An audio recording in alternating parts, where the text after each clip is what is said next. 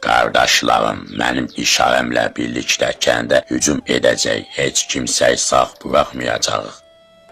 Bil ki, Allah sənə yaxındır. Onun hücumuna daxil olanda onun qüdrəti qarşısında baş əyilsin. Kimsə varmı içəridə? Kimsə varmı? Yunus oğlum, görən bütün bu müddət ərzində odun daşımısan.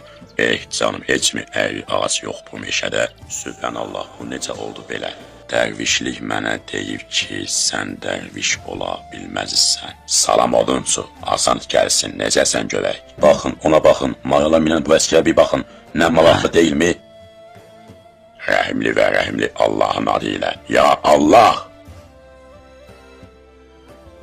Yunus Emre çizgi filmi sabah saat 15:00'da ASTV kanalında.